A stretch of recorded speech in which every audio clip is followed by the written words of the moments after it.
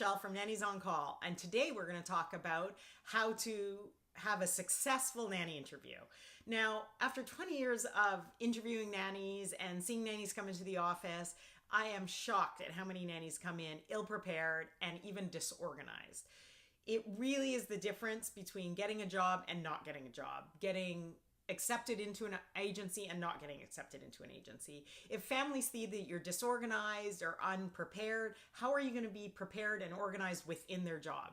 It's just, you're showing them who you are before you even start.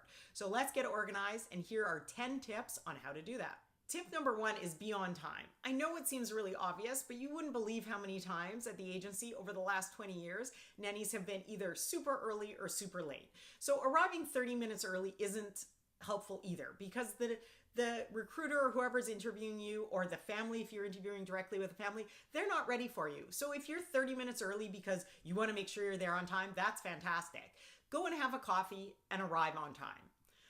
Then on the other side, being late, I'm talking 2, 3, 5 minutes. It is not okay, especially on your first interview. I mean, it's never okay, but really on your first interview, you are telling them you are a late person. And coming in and telling them this never happens doesn't help either, because it just happens. So it does happen. So be on time, know where you're going, arrive 5 minutes early, and then you'll be perfect. Tip number 2 also seems obvious, but it's arrive presentable. Now, you're applying for a nanny position, so don't feel like you have to don a suit and tie or put on fancy jewelry or anything like that. Comfortable pants and a nice top will do. Just make sure there's no rips, no stains. Bra straps, if you're a woman, should not be showing. Bellies, midriffs should not be showing. You think that these are obvious, but it happens every day. You know, a sweatshirt probably isn't, a hoodie, I mean, like with a hood on it, probably isn't appropriate, but you decide what you're comfortable in. Ultimately, you want to look like you can get down on the floor and play with children and be active. So anything in that realm is presentable. Tip number 3 is come prepared. Even if you've pre-sent in your resume, your cover letter, your criminal record check, your background check, any of those things, you should bring copies of them with you, and the originals. A lot of people want to see the originals, so have those in a file with you, and if you're asked, you can present them. Or even if you're not asked, you can show that you're prepared by saying, hey, I brought these copies for you just in case you wanted them. So be prepared with everything you may need during the interview, and you will know ahead of time, especially if you're working with an agency, because they're going to tell you what they need. So make sure you have those with you when you arrive for your first interview. The next tip is be happy. So you want to present yourself in an upbeat way. So you want to be smiling and happy and outgoing during your interview. I know it can be tough and it's stressful and it's an interview, so you might be sweating, or you really want this job, so you're really nervous. But you need to just take a deep breath, smile, be happy. You're going to be working with children. This is a good day, and present yourself in the best way you can in terms of being yourself. So try not to be, we see so many people come into the agency who are so nervous, and we can tell they're nervous, and we really want them to relax because that's when their personality shines through. So let your personality shine through, be happy, show the family or the agency a smile, and the interview will be over soon. You'll do great. Tip number 6, be honest. I can't tell you at the agency how many times we've had nannies, we've asked for criminal record checks or their driving record, and they've gone and got them, and then we've received them back and they have DUIs on them, lots of parking violations, criminal record checks. Okay, that's only happened a couple of times, but criminal records where they didn't notify us ahead of time.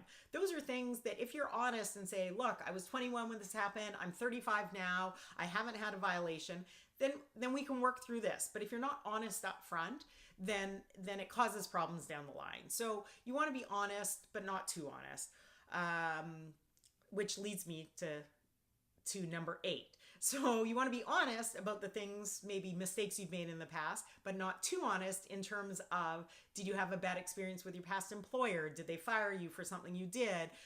Or was it a bad situation? So you don't want to disclose too much information or badmouth past employers. You just want to give them the facts, or give the agency the facts, and let them know what happened. Being honest is important, but too honest sometimes can cause problems. It's a fine line.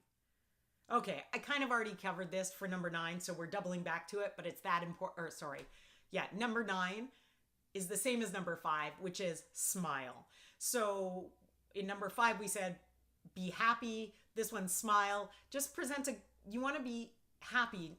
Families don't want to hire nannies who are grumpy or look pissed off all the time or not friendly. So you want to present yourself in the best light at your interview. So make sure you're smiling and have an upbeat attitude. Finally, follow through. If you say you're going to do something, do it. So if the family asks you for your CPR and you're taking it next weekend, make sure after next weekend you scan them a copy of it and you say, hey, I took my CPR this weekend. Here's a copy of it for your files. Follow through with what you do. Also, under follow through could mean follow up with the family or the agency. So did you have a good interview? Are you interested in working for them? Make sure you let them know in an email afterwards, and it can be quick. Hi, just wanted to let you know it was really nice meeting you today. I look forward to hearing from you if that's what you're waiting for, or I'll be sure to send you my CPR once I take it next weekend. Whatever it is, make sure you follow up after the interview, and then that should give you better chances of getting that job. So if you can tackle all 10 of those things during your next nanny interview, you should have a better shot of getting that job. If you have any tips or ideas for other nannies on what's helped you get jobs or things that help you relax in interviews or things you bring to interviews, make sure to comment down below and we'll share it with everyone. Thanks. Have a good week, and I'll see you next Tuesday.